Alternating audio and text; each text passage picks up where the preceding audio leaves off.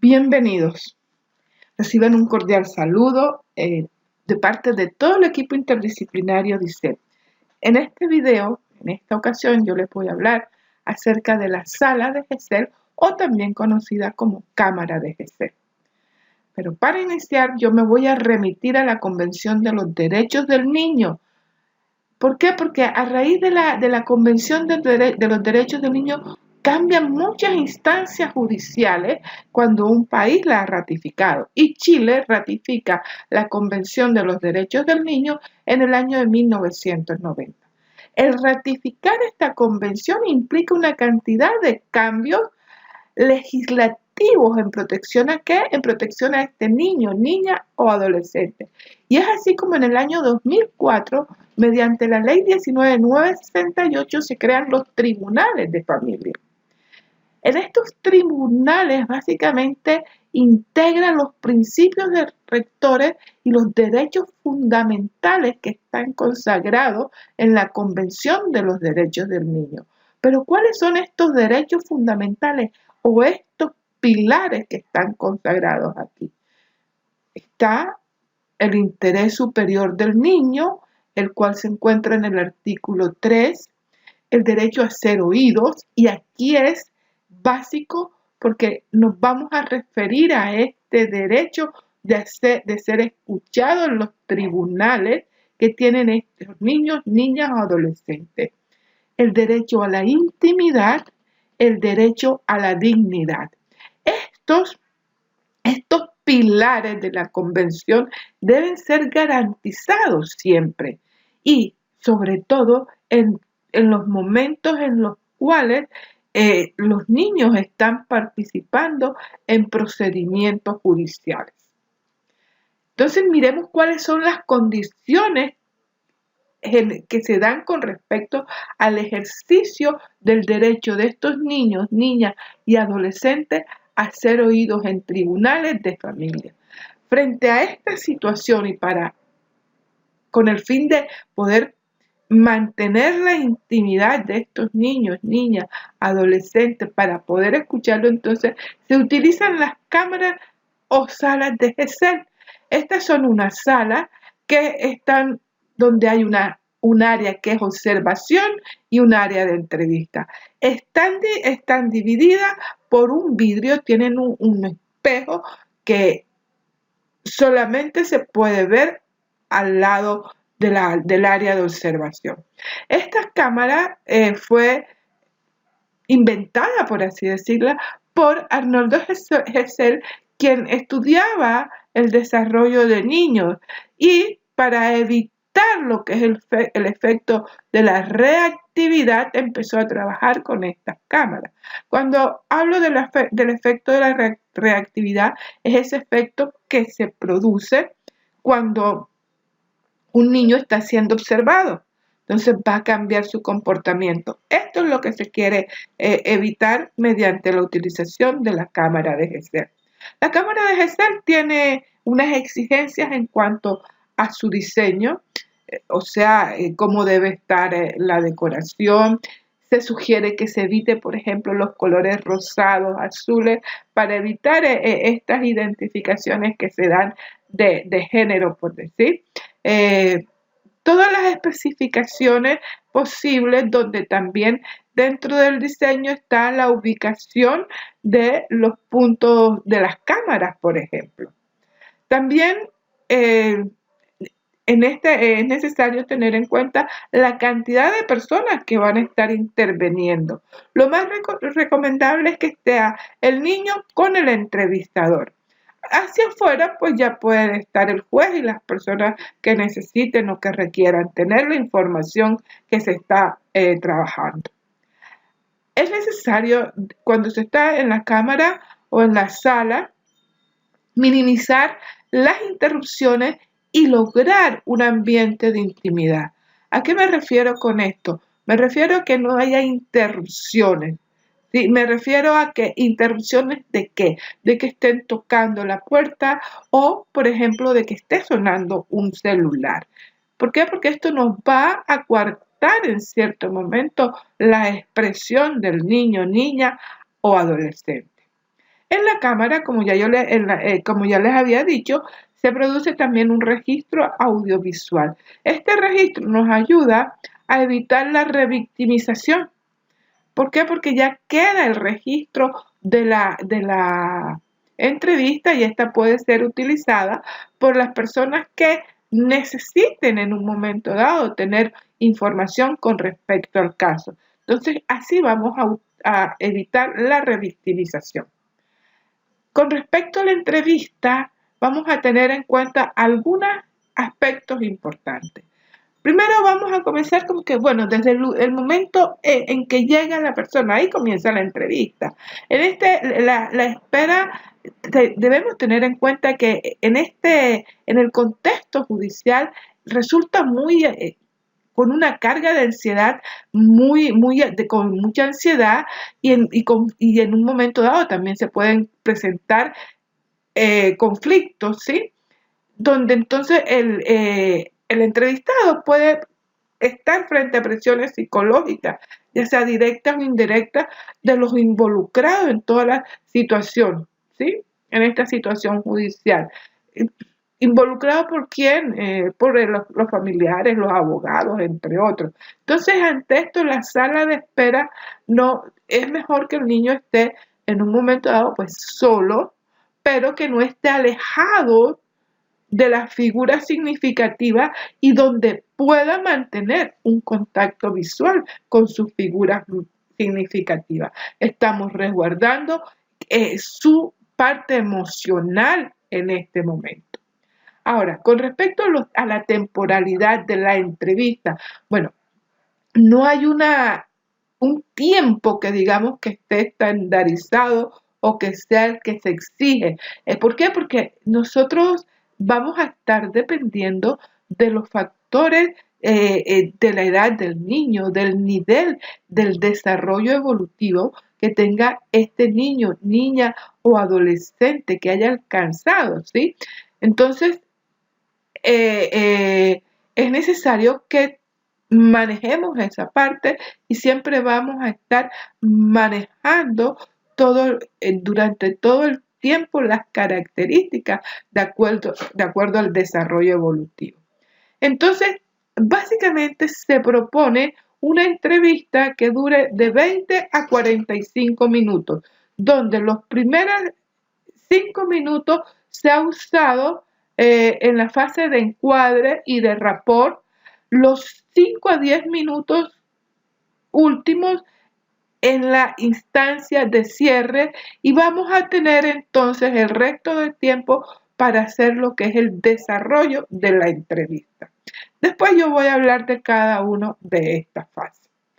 Para la entrevista vamos a comenzar, parte importante, el entrevistador o entrevistadora.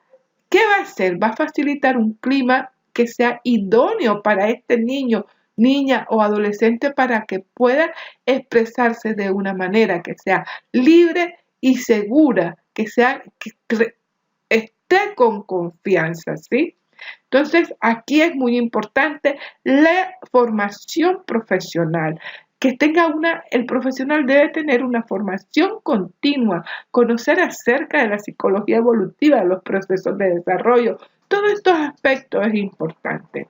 La apariencia física es algo importante también.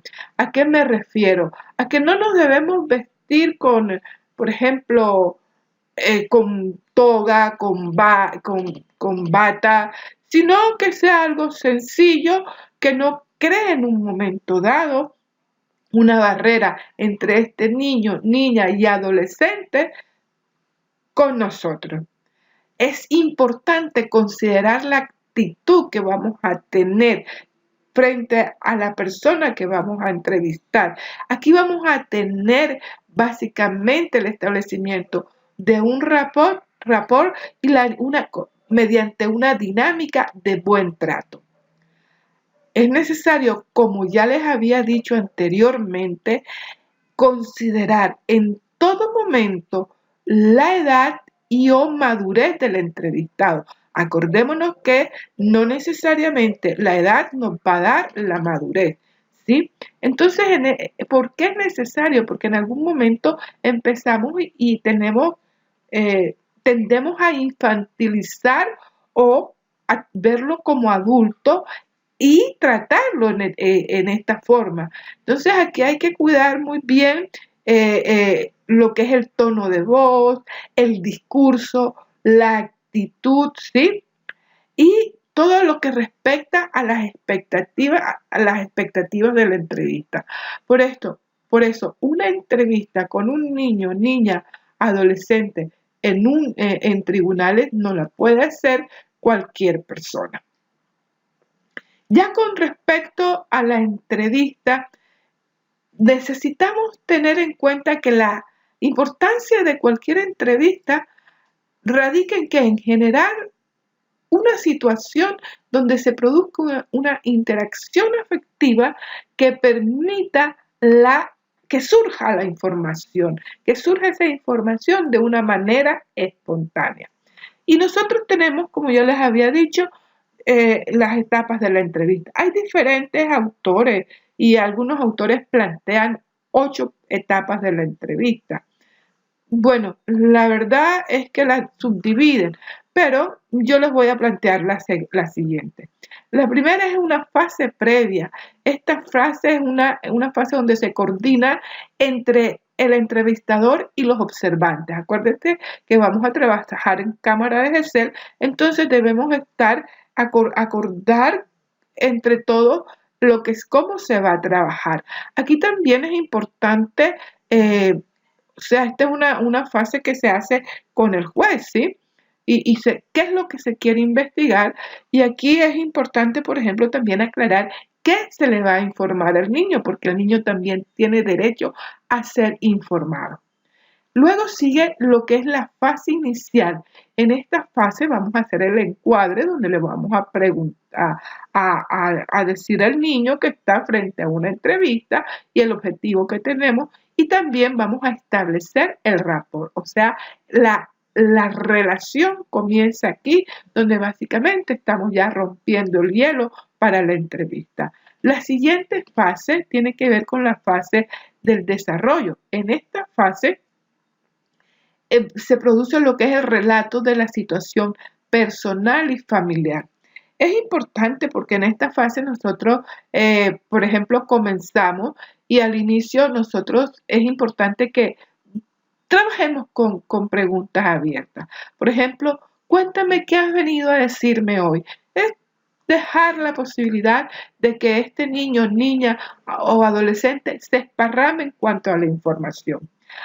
Ahora, tengamos en cuenta en el desarrollo es donde vamos a tener toda la información, la formulación y el contenido de las preguntas. Debe ser de una forma simple, con un lenguaje común, siempre acordándonos de la etapa del desarrollo que tenga este niño, niña o adolescente. Y se sugiere que se trabaje más con preguntas abiertas, nos va a dar mayor información. La siguiente fase es la fase de cierre. Esta es una fase donde tanto el entrevistado como el entrevistador va a aclarar dudas o inquietudes. Y también aprovechamos esta fase para darle información al niño, niña, adolescente, por ejemplo, en qué momento que no se sienta solo y que puede recurrir a determinadas entidades. Entonces, es el momento de darle los teléfonos, de darle, por ejemplo, los teléfonos de Carabineros de Chile, donde puede encontrar apoyo. Estas son las etapas de la entrevista, teniendo en cuenta que estamos usando la cámara de Gesell. Pero bueno, la implementación de la sala de Gesell o cámara de Gesell no fue porque en un momento dado a alguien se le ocurrió. Esto viene implementado dentro de un marco internacional del derecho que tienen los niños, niñas y adolescentes a ser escuchados. Y voy a hablarles aquí del corpus iuris. Esto básicamente, ¿qué es? Es el reconocimiento de la existencia de un conjunto de normas que son fundamentales y que se encuentran articuladas con el fin de garantizar los derechos humanos de estos niños, niñas y adolescentes. ¿Sí? Básicamente, esto se fundamenta en el artículo 29 de la Convención Americana y en la práctica reiterada de la Corte y de la Comisión en esta materia. ¿Cuáles son quiénes forman parte de este Corpus Juris? Bueno, básicamente la Convención de los Derechos del Niño, que nos marca los derechos que estos niños tienen. Está las directrices sobre la justicia en asuntos concernientes a los niños, niñas, víctimas de testigos de delito. Esto nos está marcando otras pautas importantes de cómo vamos a tratar con personas que son vulnerables. Y los niños son vulnerables. Las reglas, esto está en las reglas de Brasilia sobre el acceso a la justicia de personas vulnerables. Y también está la observación general número 12. Cada uno de estos instrumentos internacionales nos va a marcar pauta y va a marcar pauta para poder desarrollar o para poder trabajar con este derecho de los niños, niñas y adolescentes a ser escuchados. Pero también hay un marco nacional que se acoge, como ya les había dicho inicialmente, a la Convención de los Derechos del Niño. Y en este marco nosotros encontramos, como ya les había mostrado, la Ley de Creación de Tribunales, que es la 19.968, que son leyes que establecen cuándo deben ser escuchados los niños. La Ley 19.620 sobre adopción, en su artículo 30, la Ley 19.947 sobre matrimonio civil, artículo 85, la Ley 17.344, en el artículo primero donde autoriza el cambio de nombre y apellido de los niños. Estas son leyes que nos están marcando cuando está establecido el derecho de los niños a ser escuchados.